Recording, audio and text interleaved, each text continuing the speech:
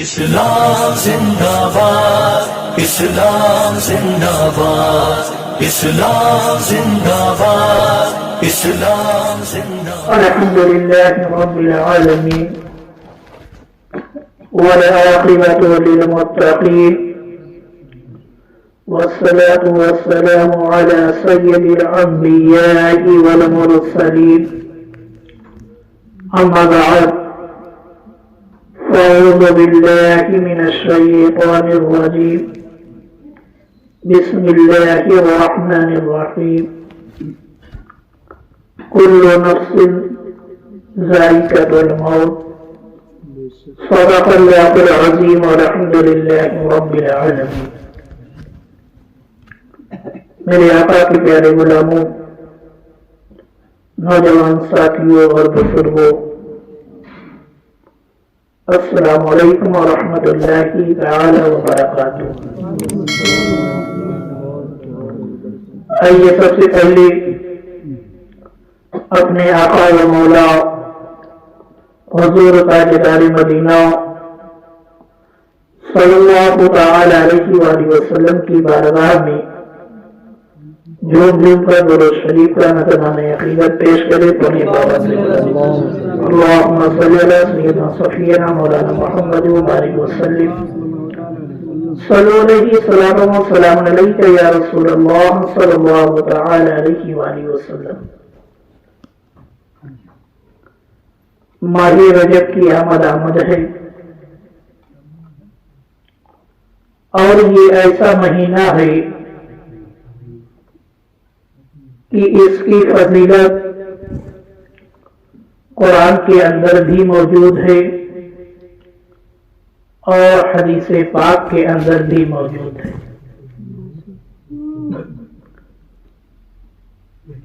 اور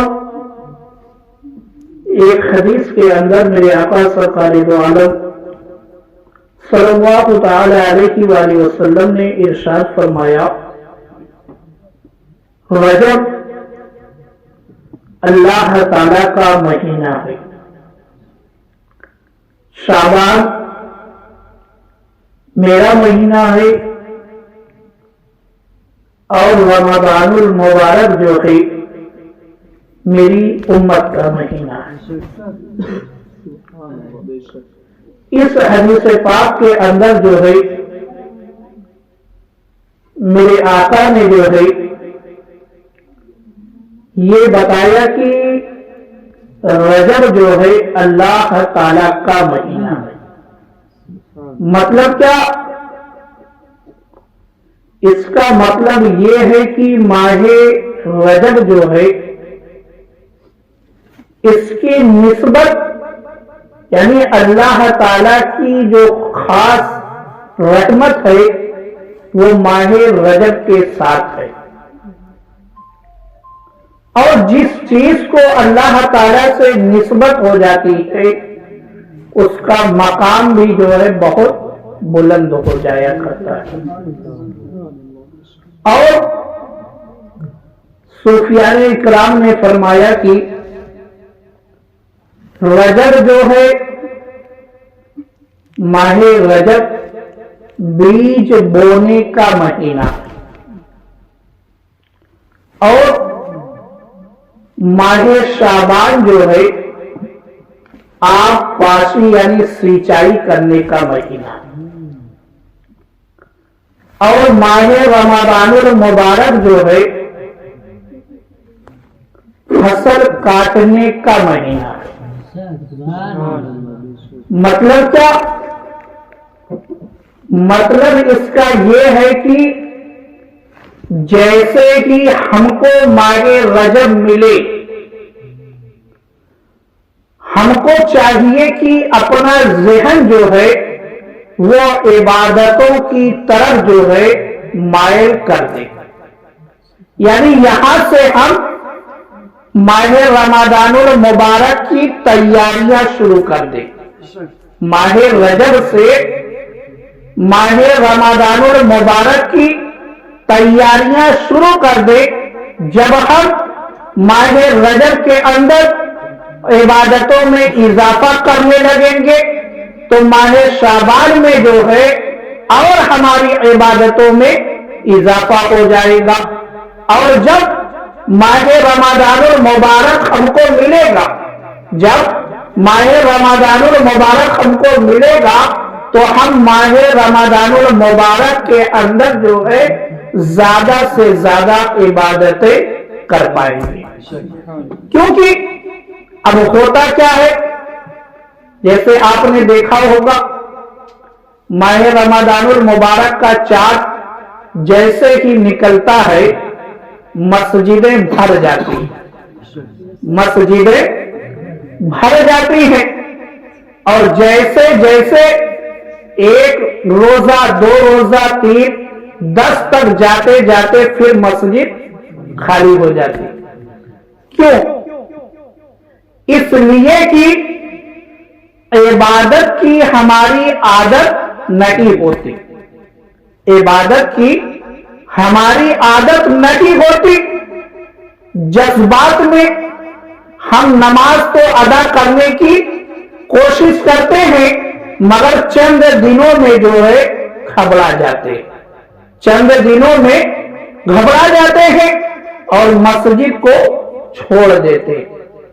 اسی لیے صوفیان اکرام نے فرمایا کہ ماہ رجب جو ہے بیج بونے کا مہینہ ہے، اور ماہ شعبان جو ہے وہ آب پاشی کرنے کا، سینچائی کرنے کا مہینہ ہے، اور ماہ رمضان المبارک فصل کاٹنے کا مہینہ.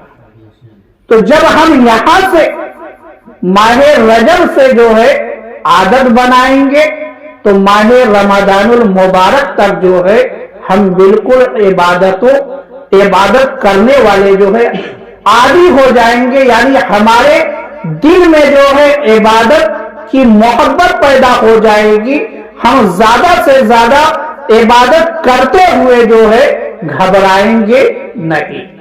کیونکہ ماہ رمضان المبارک کے اندر عبادتوں میں بھی اضافہ ہو جاتا ہے، اور دنوں میں صرف 5 وقتہ نماز ہے، مگر ماہ رمضان المبارک کے اندر تراویح کا بھی اضافہ ہو جاتا ہے، اور وہ بھی 20 رکعت. تو اس لیے جو ہے جب ہم عادی نہیں ہوتے چھوڑ کر میدان بھاگ جاتے. تو میرے مسلمان بھائیوں، صوفیان اکرام نے اسی لیے فرمایا کہ ماہ رجب جو ہے بیج بونے کا مہینہ ہے، اور ماہ شعبان جو ہے آب پاشی کرنے کا مہینہ ہے، اور ماہ رمضان المبارک عبادت کرنے کا، فصل کاٹنے کا مہینہ. اور میرے مسلمان بھائیوں، حدیث پاک کے اندر ملتا ہے کہ جیسے ہی ماہ رجب کا چاند نکلتا تھا تو میرے آقا سرکار دو عالم صلی اللہ تعالی علیہ وآلہ وسلم آپ جو ہے دعا کیا کرتے تھے. کس چیز کی دعا؟ میرے آقا یہ دعا کرتے تھے کہ اے پروردگار عالم، جو ہے ماہ رجب مجھے مل گیا ہے، ماہ شعبان میں بھی میرے لیے برکت رکھ دے، ماہ شعبان بھی مجھے مل جائے، اور ماہ رمضان المبارک بھی مجھے مل جائے، اور اس کے اندر بھی میرے لیے برکت رکھ دے. میرے آقا نے دعا کر کے ہم اور آپ کو تعلیم کیا دی؟ میرے آقا نے تعلیم یہ دی کہ جب تم کو ماہ رجب مل جائے تو تم بھی جو ہے ماہ رمضان المبارک پانے کی دعا کرو، کیونکہ ماہ رمضان المبارک جو ہے ایسا مہینہ ہے، ایسا مہینہ ہے کہ جس کے اندر جو ہے بے شمار لوگوں کو مغفرت کا پروانہ ملتا ہے. اس کے اندر بے شمار لوگوں کو مغفرت کا پروانہ ملتا ہے، عبادتوں میں اضافہ ہو جاتا ہے، اور ہر چیز میں جو ہے اضافہ ہو جاتا ہے. تو میرے آقا جو ہے جیسے ہی ماہ رمضان، ماہ رجب کا چاند دیکھتے تھے تو آپ جو ہے یہ دعا کیا کرتے تھے، اور میرے آقا نے اپنے صحابہ کو بھی یہ دعا کرنے کی تعلیم دی۔ تو میرے مسلمان بھائیوں، اب ہم لوگوں کو ماہ رجب ملا ہے، ماہ رجب مل گیا ہے، اب ہم کو کیا کرنا چاہیے؟ ہم کو کرنا یہ چاہیے کہ ماہ رمضان المبارک پانے کی تمنا کرے، اور صرف تمنا ہی نہیں بلکہ جو صوفیان اکرام نے بتایا کہ ماہ رجب بیج بونے کا مہینہ ہے، تو اس میں جو ہے ہم اپنے آپ کو تیار کرنا شروع کر دیں، اپنے آپ کو تیار کرنا شروع کر دیں، تاکہ ہم جب ماہ رجب میں تیاری کرنا شروع کریں گے تو ماہ شعبان آتے آتے جو ہے ہم کافی عبادت کرنے والے ہو جائیں گے، اور جب ماہ شعبان کے اندر ہم کافی عبادت کرنے والے ہو جائیں گے، اور جب ہم کو جو ہے ماہ رمضان المبارک ملے گا تو ہم زیادہ سے زیادہ عبادت کرنے والے بن جائیں گے، زیادہ سے زیادہ عبادت کرنے والے بن جائیں گے۔ تو میرے مسلمان بھائیوں، وقت سے پہلے جو ہے اپنے آپ کو تیار رکھنا جو ہے، اسی میں عقل مندی ہے، اسی میں عقل مندی ہے کہ وقت سے پہلے اپنے آپ کو تیار کر لیا جائے، کیونکہ میرے آقا نے فرمایا ہے کہ 5 چیزوں کو جو ہے 5 چیزوں سے پہلے غنیمت سمجھنا چاہیے۔ اب ان 5 چیزوں میں ایک چیز یہ بھی ہے کہ میرے آقا نے فرمایا کہ موت سے پہلے جو ہے زندگی کو غنیمت سمجھنا چاہیے۔ موت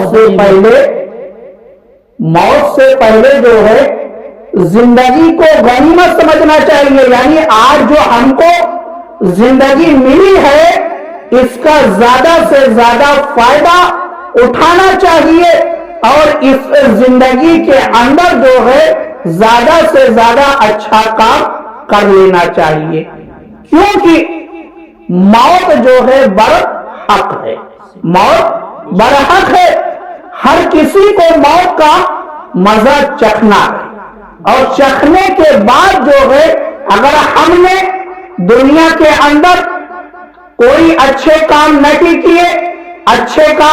کیے، زیادہ سے زیادہ جو ہے ہم نے نیکیوں کو نہیں جمع کیا، تو ہم کو جو ہے قبر کا بھی سامنا کرنا ہے اور حشر میں بھی سامنا کرنا ہے۔ قبر کے اندر بھی عذاب ہوگا، اور حشر میں بھی اگر ہم فیل ہو گئے تو ہم کو جہنم کے اندر بھی عذاب کا سامنا کرنا ہے۔ جیسے کچھ لوگ جب کسی کو کوئی اچھی بات سمجھائی جائے تو کچھ لوگ جو ہے یہ دھڑلے سے یعنی بے فکر ہو کر کہہ دیتے ہیں کہ جو ہوگا دیکھا جائے گا، جو ہوگا دیکھا جائے گا، جو جہنم کے اندر ہوگا یا قبر کے اندر ہوگا دیکھا جائے گا۔ میرے مسلمان بھائیوں، اللہ کا جو عذاب ہے اتنا خطرناک ہے، اتنا خوفناک ہے کہ اگر اس کو پڑھا جائے اور تصور کیا جائے تو خود بخود آنکھوں سے جو ہے آنسو نکل آتا ہے۔ صرف ایک حدیث میں آپ کو سناتا ہوں کہ میرے آقا سرکار دو عالم صلی اللہ تعالی علیہ وآلہ وسلم نے ارشاد فرمایا کہ جہنم کے اندر جو سب سے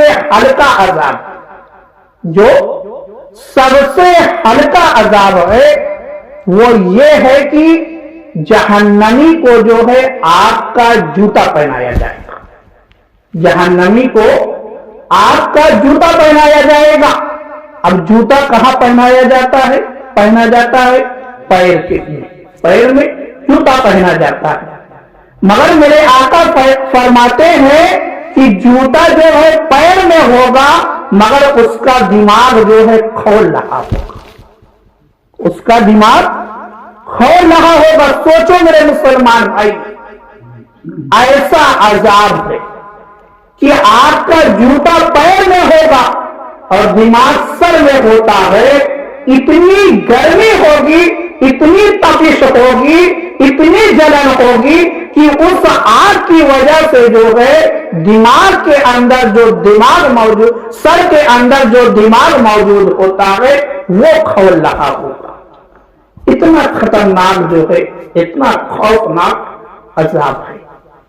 تو کسی بھی عذاب کو جو ہے ہلکا نہیں سمجھنا چاہیے. کسی بھی عذاب کو ہلکا نہیں سمجھنا چاہیے. اللہ تعالیٰ نے جہنم کے اندر جن جن عذابات کو رکھا ہے وہ عذابات جو ہے ایسے ہیں کہ ہم دنیا کے اندر اس کا تصور ہی نہیں کر سکتے, سوچ ہی نہیں سکتے. ٹھنڈی والے بھی عذاب ہے, گرمی والے بھی عذاب ہے, سانپ کے بھی عذاب ہیں, بچھو کے بھی عذاب ہیں, آگ کے بھی عذاب ہیں. یعنی ایسے عذاب ہیں جس کا ہم تصور سوچ بھی نہیں سکتے. اور میرے مسلمان بھائی, صرف جہنم کے اندر ہی عذاب نہیں ہوتا بلکہ قبر کے اندر بھی عذاب ہوتا ہے. قبر کے اندر بھی عذاب ہوتا ہے. میرے آقا اپنے امتیوں پر کتنے مہربان ہے کہ آپ نے جو ہے عذاب قبر سے بچنے کے لیے اعمال کو بتا دیا کہ اگر تم ان اعمال کو دنیا کے اندر کرو گے تو عذاب قبر سے بچ جاؤ گے. 4 اعمال میں آپ کو مختصر میں بتاتا ہوں. پہلا عمل جو میرے آقا نے بتایا کہ جو شخص دنیا کے اندر نماز کی پابندی کرے گا, نماز جو ہے نماز کی وجہ سے, پابندی کرنے کی وجہ سے جو ہے وہ عذاب قبر سے محفوظ رہے گا. عذاب قبر سے محفوظ رہے گا. میرے آقا نے فرمایا کہ جس نے کامل وضو کیا, اچھے طریقے سے وضو کیا اور وقت پر جو ہے نماز کو ادا کیا, وقت پر نماز کو ادا کیا اور خشوع اور خضوع کے ساتھ جو ہے جس نے نماز کو ادا کیا, اللہ تعالیٰ کے ذمہ کرم پر ہے کہ وہ جو ہے اس کی مغفرت فرماتے. میرے آقا نے فرمایا کہ اللہ تعالیٰ نے یہ وعدہ کیا ہے کہ جو شخص اس طریقے سے نماز کو ادا کرے گا اس کی جو ہے اللہ تعالیٰ مغفرت فرما دے گا.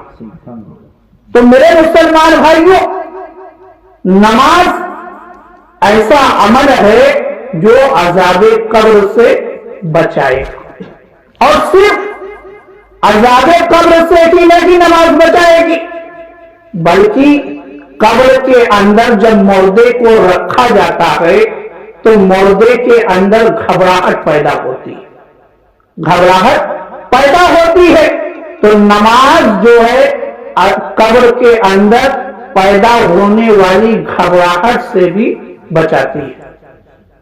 تو میرے مسلمان بھائیوں, یہ نماز ہے جس کو ادا کرنے کے لیے آج ہمارے پاس وقت نہیں ہے, مگر یہ نماز ایسی عبادت ہے کہ جو ہم کو دنیا میں بھی فائدہ پہنچاتی ہے اور آخرت میں بھی فائدہ پہنچائے گی.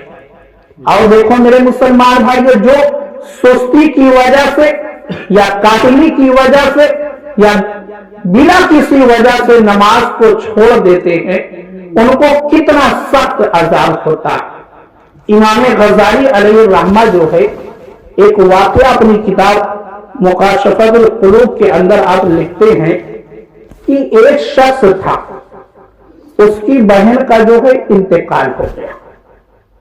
جب اس کی بہن کا انتقال ہو گیا تو لوگوں نے لے جا کر جو ہے قبرستان کے اندر اس کو دفن کر دیا, اور جب دفن کر دیا تو جو اس کا بھائی تھا وہ بھی ساتھ میں تھا دفن کرتے وقت. تو جو ہے یعنی خیال نہیں رہا اس کو، اس کا ذہن جو ہے اس طرف نہیں گیا. اس کے جیب میں جو ہے ایک تھیلی تھی جس کے اندر جو ہے رقم موجود تھی. وہ رقم والی تھیلی بھی جو ہے قبر کے اندر گر گئی. اب جب دفن کر کے وہ واپس ہوا تو اس کو خیال آیا کہ میری تھیلی جو ہے رقم والی قبر کے اندر گر گئی. اب وہ واپس آیا قبر پر اور قبر کو جو ہے اس نے کھودا، اور جیسے ہی اس نے قبر کو کھودا اور کھودنے کے بعد جو تختہ لگایا گیا تھا اس کو ہٹایا اس نے جو ہے، تو کیا دیکھتا ہے کہ اس کی بہن جو ہے آگ کے انگارے میں موجود ہے. جب اس نے یہ منظر دیکھا تو وہ شخص، وہ بھائی جو ہے گھبراہٹ میں جو ہے اس نے فوراً قبر کو بند کیا اور بھاگتے بھاگتے جو ہے وہ اپنے گھر کی طرف چلا گیا. اب جب وہ گھر گیا، گھر جانے کے بعد اس نے جو ہے اپنی ماں سے پوچھا کہ اے میری ماں، آخر میری بہن جو ہے کون سا ایسا کام کرتی تھی کہ جس کی وجہ سے جو ہے آج وہ عذاب قبر میں جو ہے مبتلا ہے. تو اس کی ماں نے پوچھا کہ تم کو کیسے معلوم کہ وہ عذاب قبر میں جو ہے مبتلا ہے؟ تو اس بھائی نے کہا کہ میں نے جب قبر کو کھولا اور میں نے دیکھا کہ میری بہن جو ہے آگ کے انگاروں میں جو ہے وہ لیٹی ہوئی ہے، عذاب میں مبتلا ہے، تو میں نے بند کر کے قبر جو ہے تمہارے پاس آ کر یہ میں نے سوال کیا.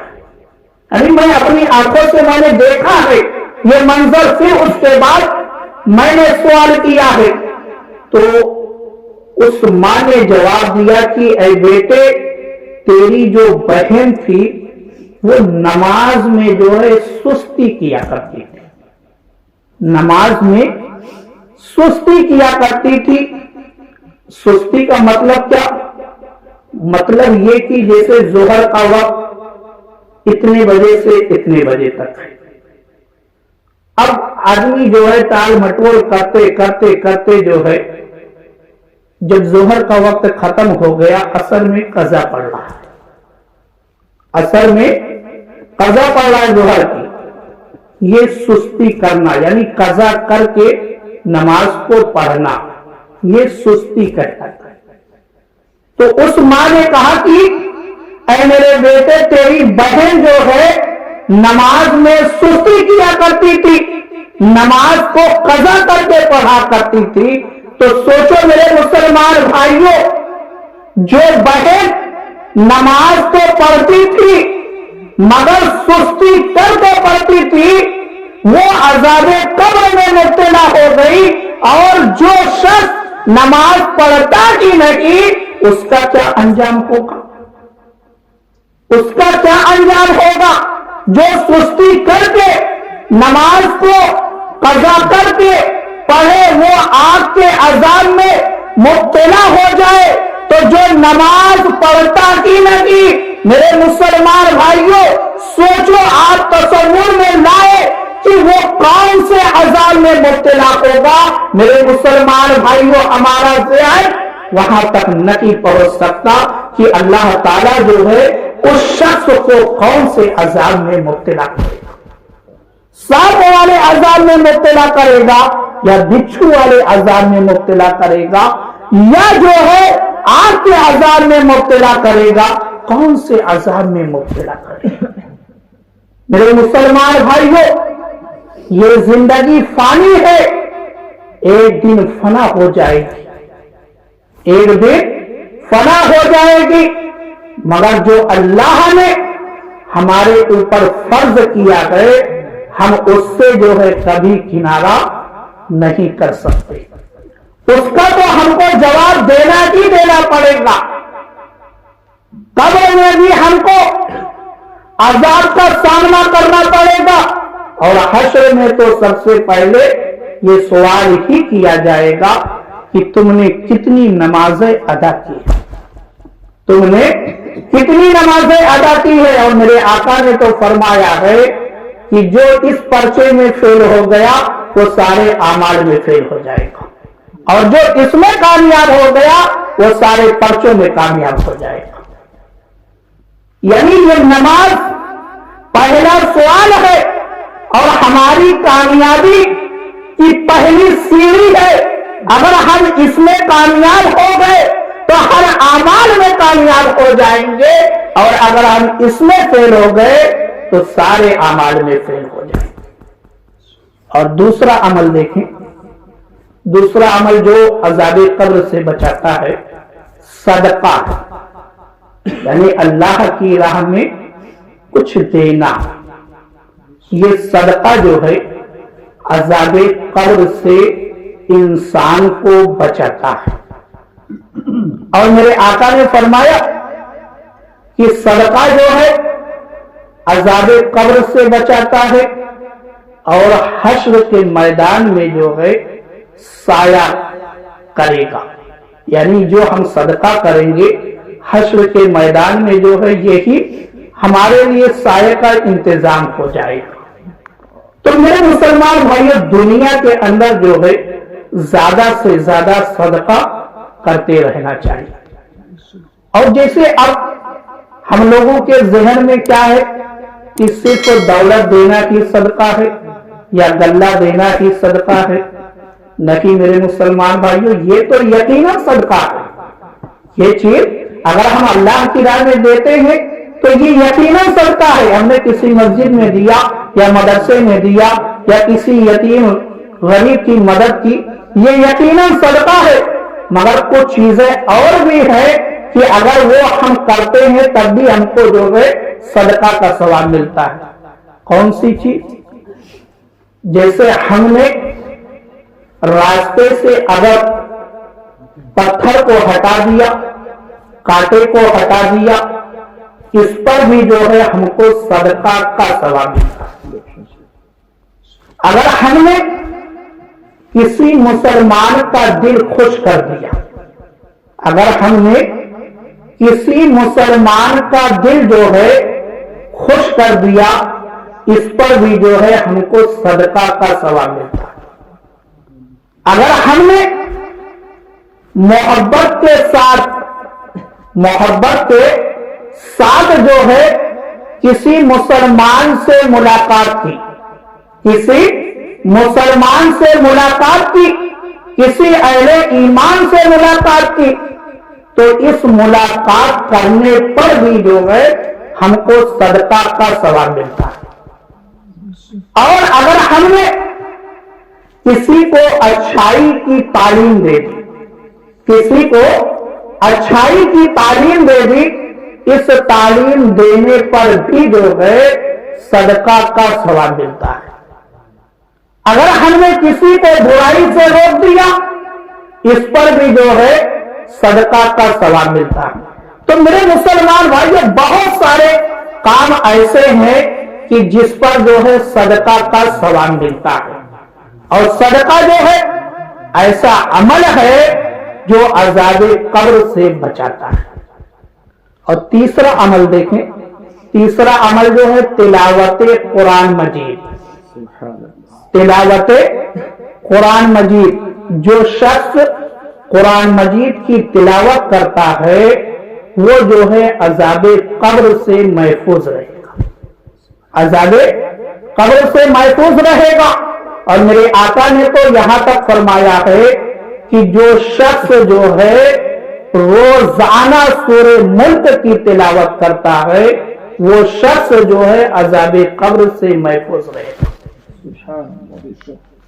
تو میرے مسلمان بھائیوں، آپ اگر زیادہ نہیں تلاوت کر سکتے، ایک صفحہ پڑھیں، آدھا صفحہ پڑھیں، آدھا پارہ پڑھیں، مگر اپنی زندگی کے اندر جو ہے ایک معمول بنائیں، ایک معمول بنائے تلاوت کرنے کا، تاکہ جو ہے ہم روزانہ جو ہے تلاوت کرنے والے بن جائیں۔ ایسا نہیں کہ یہ شرط لگائی گئی کہ روزانہ جو ہے ایک پارہ پڑھنا، نہیں، یہ شرط نہیں لگائی گئی۔ تلاوت کرنے کا حکم دیا گیا ہے، اب چاہے آپ ایک صفحہ کی تلاوت کریں یا ایک پارہ کی تلاوت کریں، مگر روزانہ جو ہے تلاوت کریں۔ اور چوتھا عمل جو ہے ذکر الہی، چوتھا عمل ذکر الہی، یعنی جو شخص روزانہ ہر وقت جو ہے ذکر الہی کرتا ہے وہ شخص بھی جو ہے عذاب قبر سے محفوظ رہے گا۔ اب ذکر الہی میں بہت طریقے ہیں، آپ نماز پڑھیں گے یہ بھی ذکر الہی کا ایک طریقہ ہے، آپ اٹھتے بیٹھتے چلتے پھرتے جو ہے اللہ کا نام لیں گے یہ بھی ذکر الہی ہے، آپ کھانا کھاتے وقت یا پانی پیتے وقت یا کھانا کھانے کے بعد پانی پینے کے بعد جو دعائیں بتائی گئی ہیں ان دعاؤں کو پڑھیں گے یہ بھی ذکر الہی کا ایک طریقہ ہے۔ تو اس طریقے سے ہم جو ہے اگر ذکر الہی کو کرنے والے بن گئے تو میرے آقا نے بتایا ہے کہ ذکر الہی جو ہے عذاب قبر سے بچاتا ہے۔ تو میرے مسلمان بھائیوں، اپنی زندگی کو ہم جب اسلامی شریعت کے ساتھ میں ڈالیں گے تو ہماری زندگی کا ہر پل جو ہے خود بخود جو ہے ذکر الہی والا ہو جائے گا، ذکر الہی والا ہو جائے گا، کیونکہ ہم جب اٹھیں گے تبھی اللہ کا نام لیں گے، بیٹھیں گے تبھی اللہ کا نام لیں گے، بسم اللہ پڑھیں گے یہ بھی اللہ کا ذکر ہے، اعوذ باللہ پڑھیں گے تبھی اللہ کا ذکر کر رہے ہیں۔ تو جب ہم اپنے آپ کو شریعت کے سانچے میں ڈھالیں گے تو ہماری زندگی کا ہر پل ہر لمحہ جو ہے ذکر الہی والا بن جائے گا۔ تو میرے مسلمان بھائیو، یہ چار اعمال ایسے ہیں اگر ہم نے اپنی زندگی کے اندر داخل کر لیا تو انشاءاللہ جو ہے اللہ تعالیٰ اپنے محبوب کے فرمان کے صدقے جو ہے ہم سب کو عذاب قبر سے جو ہے محفوظ رکھے گا۔ میرے مسلمان بھائیو، کوشش ضرور کرنا، کیونکہ اللہ کا عذاب جو ہے بہت ہی سخت ہے، بہت ہی کڑا ہے، بہت ہی خطرناک، بہت ہی خوفناک ہے۔ آپ اس کو اپنے دل میں بٹھائیں تب جو ہے اللہ کا جب خوف پیدا ہو جائے گا تو انشاءاللہ ایک دن جو ہے ضرور زندگی کے اندر انقلاب آئے گا۔ اللہ تعالیٰ کی بارگاہ میں دعا ہے کہ مولا تعالیٰ ہم سب کو عمل کرنے کی توفیق عطا فرما۔